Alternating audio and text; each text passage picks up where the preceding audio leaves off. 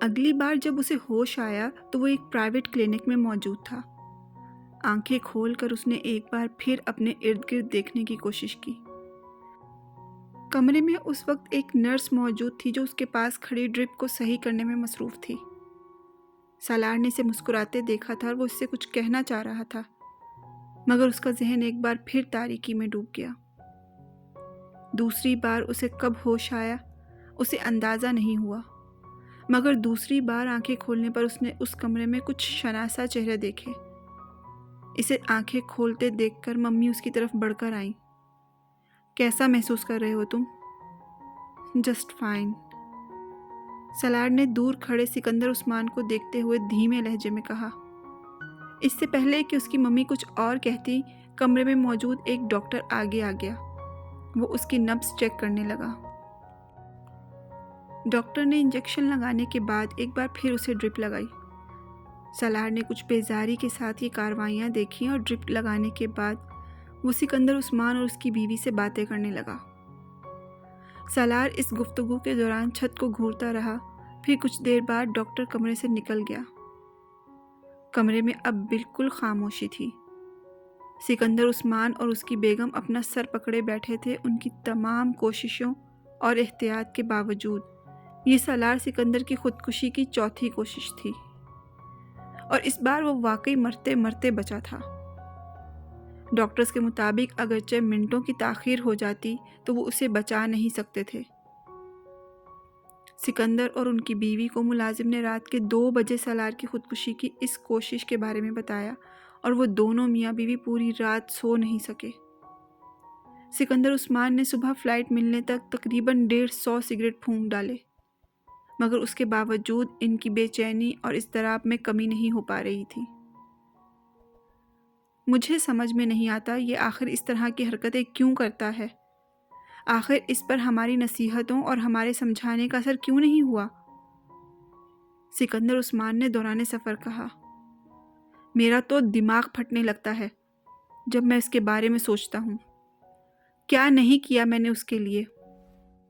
ہر سہولت، بہترین تعلیم، حتیٰ کہ بڑے سے بڑے سائیکیٹرسٹ کو دکھا چکا ہوں، مگر نتیجہ وہی ڈھاک کے 3 پات۔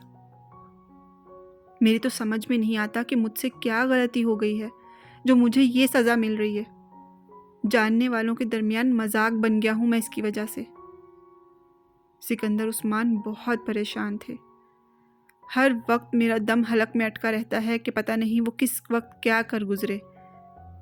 اتنی احتیاط برتنے کا نتیجہ یہ نکلا ہے کہ ہم ایک بار پھر غافل ہوئے اور وہ پھر وہی حرکت کر گزرا۔ طیبہ نے اپنی آنکھوں میں امڑتے ہوئے آنسوؤں کو ٹشو کے ساتھ صاف کیا۔ وہ دونوں اسی طرح کی باتیں کرتے ہوئے کراچی سے اسلام آباد آئے تھے، مگر سالار کے سامنے آ کر دونوں کو چپ لگ گئی۔ ان دونوں ہی کو سمجھ میں نہیں آ رہا تھا کہ وہ اس حالت میں اس سے کیا کہیں۔ سالار کو ان کی دلی اور ذہنی کیفیت کا اچھی طرح اندازہ تھا، اور ان کی خاموشی کو وہ غنیمت جان رہا تھا۔ انہوں نے اس دن سے اس سے کچھ نہیں کہا۔ اگلے دن بھی وہ دونوں خاموش ہی رہے، مگر تیسرے دن ان دونوں نے اپنی خاموشی توڑ دی۔ مجھے صرف یہ بتاؤ کہ آخر تم یہ سب کیوں کر رہے ہو؟ سکندر نے اس رات بڑی تحمل مزاجی کے ساتھ اسے گفتگو کا آغاز کیا۔ آخر تمہارا مسئلہ کیا ہے؟ تم نے وعدہ کیا تھا کہ تم ایسی کوئی حرکت نہیں کرو گے۔ میں نے اسی وعدے پر تمہیں اسپورٹس کار بھی لے کر دی۔ ہر بات مان رہے ہیں ہم لوگ تمہاری، پھر بھی تمہیں قطعی احساس نہیں ہے ہم لوگوں کا، نہ خاندان کی عزت کا۔ کسی اور کا نہیں تو ہم دونوں کا ہی خیال کر لو۔ تمہاری وجہ سے ہماری راتوں کی نیندیں اڑ گئی ہیں۔ طیبہ نے بھی اسے اس طرح سے ڈانٹا۔ تمہیں کوئی پریشانی، کوئی پرابلم ہے تو ہم سے ڈسکس کرو، ہم سے کہو، مگر اس طرح مرنے کی کوشش کرنا۔ تم نے کبھی سوچا ہے کہ تم ان کوششوں میں کامیاب ہو جاتے تو ہمارا کیا ہوتا؟ سالار خاموشی سے ان کی باتیں سنتا رہا۔ ان کی باتوں میں کچھ بھی نیا نہیں تھا۔ خودکشی کی ہر کوشش کے بعد وہ ان سے اسی طرح کی باتیں سنتا تھا۔ کچھ بولو، چپ کیوں ہو؟ کچھ سمجھ میں آ رہا ہے تمہیں؟ ماں باپ کو اس طرح ذلیل کر کے بڑی خوشی ملتی ہے تمہیں؟ طیبہ نے جھنجھلا کر کہا، اس قدر شاندار مستقبل ہے تمہارا اور تم اپنی احمقانہ حرکتوں سے اپنی زندگی ختم کرنے کی کوشش کر رہے ہو۔ لوگ ترستے ہیں اس طرح کے اکیڈمک ریکارڈ کے لیے۔ سالار نے بے اختیار ایک جماہی لی۔ وہ جانتا تھا اب وہ اس کے بچپن سے لے کر اس کی اب تک کی کامیابیوں کو دہرانا شروع کر دیں گے۔ اور ایسا ہی ہوا۔ اگلے 15 منٹ اسی موضوع پر بولنے کے بعد انہوں نے تھک کر پوچھا، آخر تم کچھ بول کیوں نہیں رہے؟ بولو۔ میں کیا بولوں؟ سب کچھ تو آپ دونوں نے کہہ دیا۔ سالار نے کچھ اکتائے ہوئے انداز میں کہا، میری زندگی میرا پرسنل معاملہ ہے، پھر بھی میں نے آپ کو بتایا ہے کہ دراصل میں مرنے کی کوشش نہیں کر رہا تھا۔ سکندر نے اس کی بات کاٹی، تم جو بھی کر رہے تھے وہ مت کرو، ہم پر کچھ رحم کھاؤ۔ سالار نے ناراضگی سے باپ کو دیکھا، تم آخر یہ کیوں نہیں کہہ دیتے کہ تم آئندہ ایسی کوئی حرکت نہیں کرو گے؟ فضول میں بحث کیے چلے جا رہے ہو۔ اچھا ٹھیک ہے، نہیں کروں گا ایسی کوئی بھی حرکت۔ سالار نے بے زاری سے جیسے ان دونوں سے جان چھڑانے کے لیے کہا ہو۔ سکندر نے ایک گہری سانس لی اور وہ اس کے اس وعدے پر مطمئن نہیں ہوئے، نہ وہ نہ ان کی بیوی، مگر ایسے وعدے لینے کے علاوہ ان کے پاس اور کوئی چارہ نہیں تھا۔ وہ بچپن سے اپنے اس بیٹے پر فخر کرتے آ رہے تھے، مگر پچھلے کئی سالوں سے ان کا وہ فخر ختم ہو گیا۔ جتنا پریشان انہیں سالار نے کیا تھا ان کے باقی بچوں نے مل کر بھی نہیں کیا۔ اب کیسا ہے تمہارا دوست؟ گئے تھے تم اس کی خیریت دریافت کرنے؟ امامہ وسیم کے ساتھ مارکیٹ جا رہی تھی کہ اچانک اسے سالار کا خیال آیا۔ پہلے سے تو حالت کافی بہتر ہے اس کی، شاید کل پرسوں تک ڈسچارج ہو جائے۔ وسیم نے اسے سالار کے بارے میں تفصیلات سے آگاہ کیا۔ تم چلو گی واپسی پر اس کو دیکھنے؟ میں کیا کروں گی وہاں جا کر؟ خیریت دریافت کرنا، اور کیا کرنا ہے تمہیں؟ اچھا چلو ٹھیک ہے، چلیں گے، حالانکہ اس طرح کے مریض کی عیادت کرنا فضول ہے۔ اس نے لاپرواہی سے کندھے اچکاتے ہوئے کہا، ایسے مجھے توقع تھی کہ اس کے پیرنٹس ہمارے گھر آئیں گے، شکریہ وغیرہ ادا کرنے کہ ہم نے ان کے بیٹے کی جان بچا لی۔ کس قدر برے وقت مدد کی تھی ہم نے ان کی، مگر انہوں نے تو بھولے سے ہمارے گھر کا رخ نہیں کیا۔ تم ان بیچاروں کی کنڈیشن کا اندازہ ہی نہیں کر سکتی۔ کس منہ سے وہ یہ شکریہ ادا کرنے آئے اور پھر کوئی آ کر یہ پوچھ بیٹھے کہ آپ کے بیٹے نے ایسی حرکت کیوں کی، تو وہ دونوں کیا جواب دیں گے؟ وہ بیچارے عجیب مشکل میں پھنسے ہوئے ہیں۔ وسیم نے قدرے افسوس کرنے والے انداز میں کہا، ویسے اس کے پیرنٹس نے میرا بہت شکریہ ادا کیا ہے، اور امی اور بابا پرسوں جب اس کی خیریت دریافت کرنے گئے تھے تو انہوں نے وہاں بھی ان دونوں کا بہت شکریہ ادا کیا۔ یہ تو امی اور بابا کی سمجھداری تھی کہ انہوں نے ان سے کوئی سوال نہیں کیا سالار کے بارے میں، ورنہ تو ادھر بھی خاصی خفت کا سامنا کرنا پڑتا اسے۔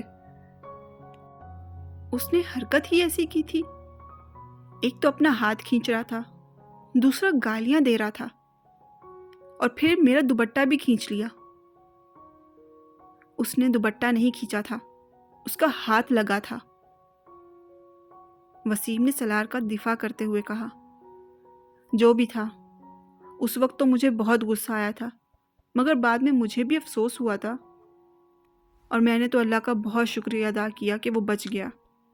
اگر کہیں وہ مر جاتا تو مجھے بھی تو بہت پچھتاوا ہوتا اپنے اس تھپڑ کا۔ چلو تم آج جا ہی رہی ہو تو معذرت کر لینا۔ کیوں ایکسکیوز کروں؟ ہو سکتا ہے اسے کچھ یاد ہی نہ ہو، پھر میں خواہ مخواہ گڑے مردے اکھاڑوں، اسے یاد دلاؤں کہ میں نے اس کے ساتھ کیا کیا تھا۔ اور فرض کرو اسے سب کچھ یاد ہوا تو کیا ہوگا؟ وہ کون سا ہمارا رشتہ دار ہے کہ اس سے تعلقات خراب ہو جائیں گے یا میل جول میں فرق پڑے گا؟ امامہ نے لاپرواہی سے کہا۔ شاپنگ کرنے کے بعد وسیم اسے کلینک لے آیا جہاں سالار زیر علاج تھا۔ وہ دونوں جس وقت کمرے میں داخل ہوئے اس وقت وہ سوپ پینے میں مصروف تھا۔ سالار نے وسیم کے ساتھ آنے والی لڑکی کو دیکھا اور فوراً پہچان لیا۔ اگرچہ اس رات اس حالت میں وہ اسے زیادہ شناخت نہیں کر سکا، مگر اس وقت اسے دیکھتے ہی وہ اسے پہچان گیا۔ اپنی ممی سے وہ یہ بات پہلے ہی جان چکا تھا کہ وسیم کی بہن نے اسے فرسٹ ایڈ دی تھی، مگر اسے وہ فرسٹ ایڈ یاد نہیں تھی، بس وہ زناٹے دار تھپڑ یاد تھا جو اس رات اسے پڑا۔ اس لیے امامہ کو دیکھتے ہی وہ سوپ پیتے پیتے رک گیا۔ اس کی چپتی ہوئی نظروں سے امامہ کو اندازہ ہو گیا کہ اسے یقیناً اس رات ہونے والے واقعات کسی نہ کسی حد تک یاد تھے۔ رسمی علیگ سلیگ کے بعد اس کی ممی امامہ کا شکریہ ادا کرنے لگی، جبکہ سالار نے سوپ پیتے ہوئے گہری نظروں سے اسے دیکھا۔ وسیم سے اس کی دوستی کو کئی سال گزر چکے تھے اور اس نے وسیم کے گھر میں امامہ کو بھی کئی بار دیکھا تھا، مگر اس نے پہلے کبھی توجہ نہیں دی۔ اس دن پہلی بار وہ اس پر قدرے تنقیدی انداز میں غور کر رہا تھا۔ اس کے دل میں امامہ کے لیے تشکر یا احسان مندی کے لیے کوئی جذبات نہیں تھے۔ اس کی وجہ سے اس کے سارے پلان کا بیڑا غرق ہو گیا تھا۔ امامہ اس کی ممی سے گفتگو میں مصروف تھی، مگر وہ وقتاً فوقتاً اپنے اوپر پڑنے والی اس کی نظروں سے بھی واقف تھی۔ زندگی میں پہلی بار اسے کسی کی نظریں اتنی بری لگی تھیں۔ ایک لمحے کے لیے اس کا دل چاہا اٹھ کر وہاں سے بھاگ جائے۔ سالار کے بارے میں اس کی رائے اور بھی خراب ہو گئی۔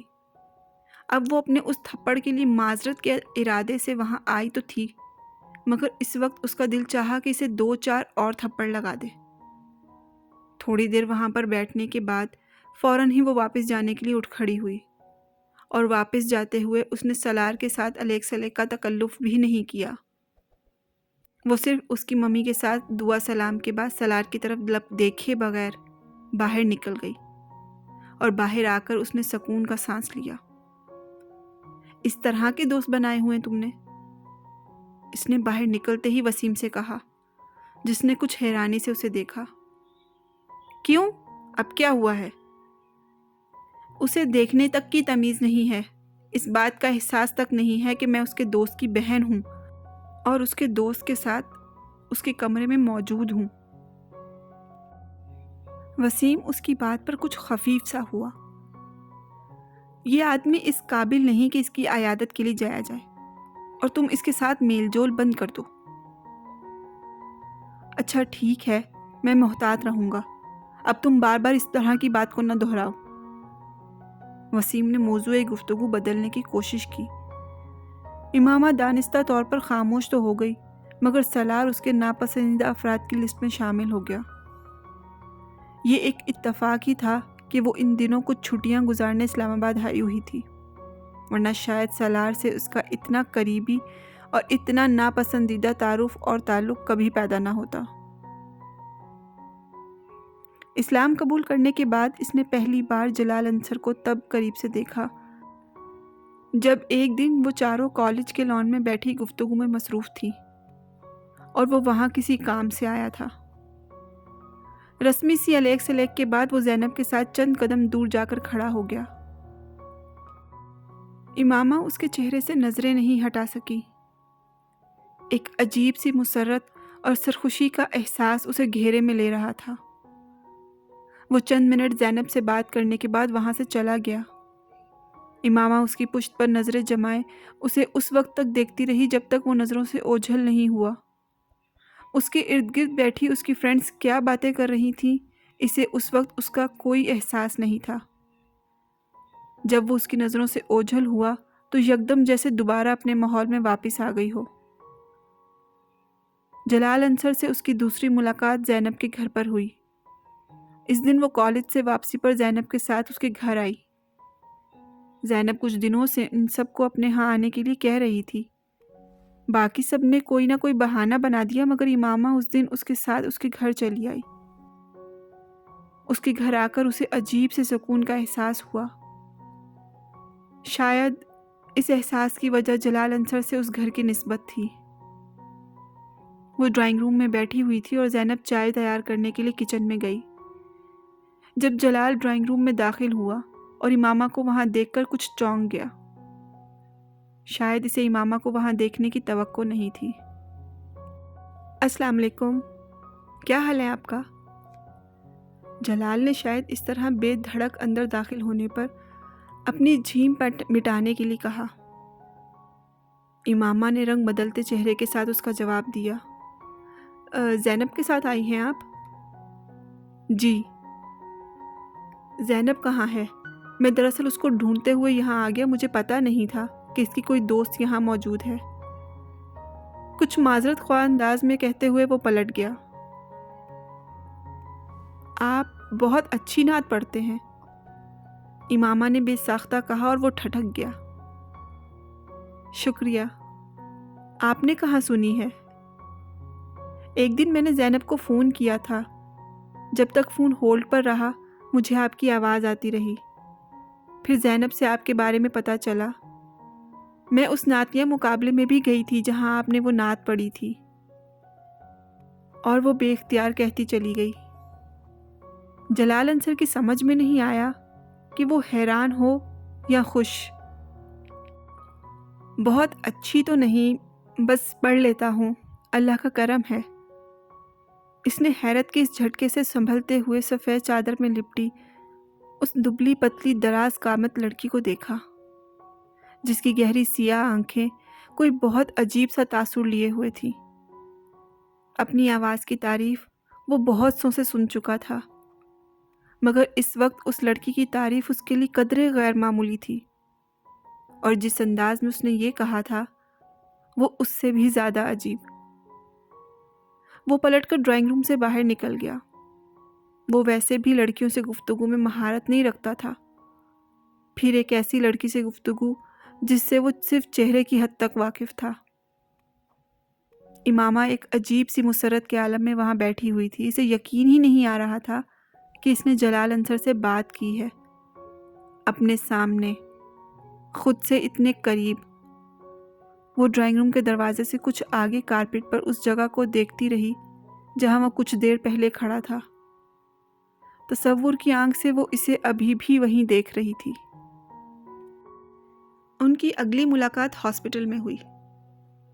पिछली दफ़ा अगर इमामा दानिस्ता तौर पर ज़ैनब के घर गई थी तो इस बार ये एक इत्तफाक था। इमामा राबिया के साथ वहाँ आई थी, जिसे वहाँ अपनी किसी दोस्त से मिलना था।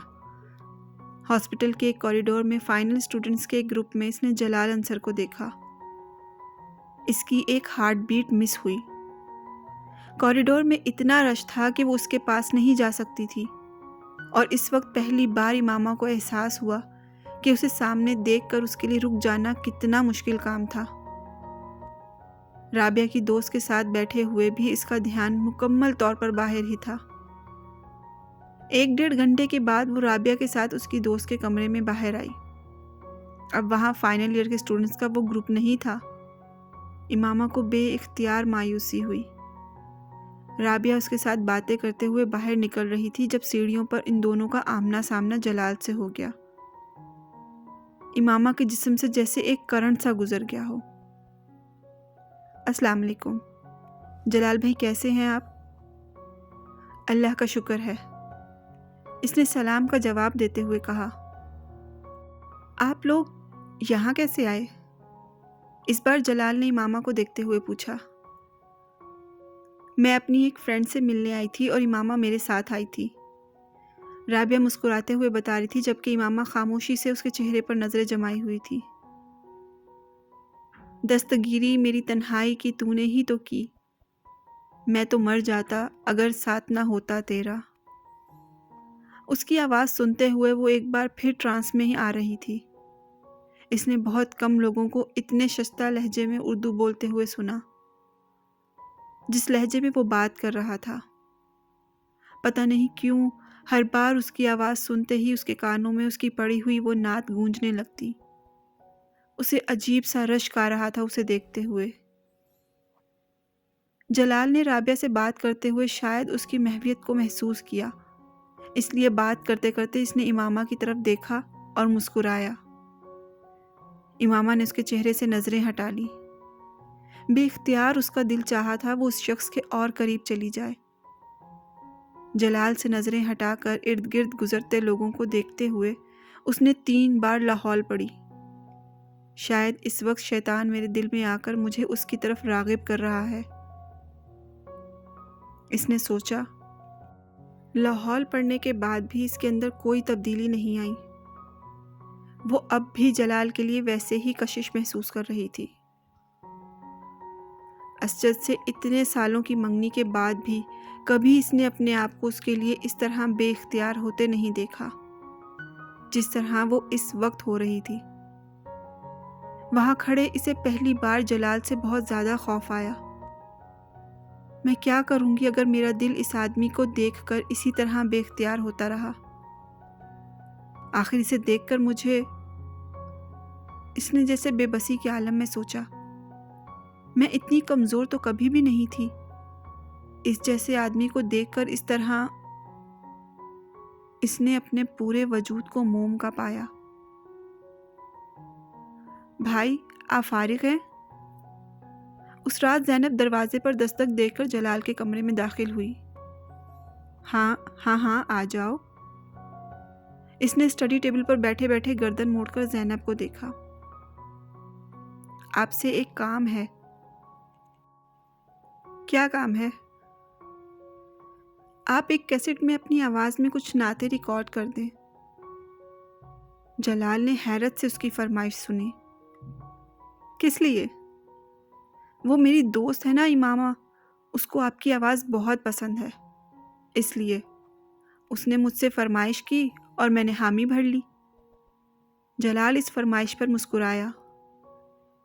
امامہ سے کچھ دن پہلے ہونے والی ملاقات اسے یاد آ گئی۔ یہ وہی لڑکی ہے نا جو اس دن یہاں آئی تھی؟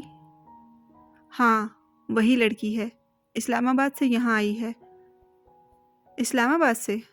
ہاسٹل میں رہ رہی ہے؟ جی ہاسٹل میں رہ رہی ہے۔ کافی اچھا خاندان ہے اس کا، بہت بڑے انڈسٹریلسٹ ہیں اس کے ابو، مگر امامہ سے مل کر ذرا محسوس نہیں ہوتا۔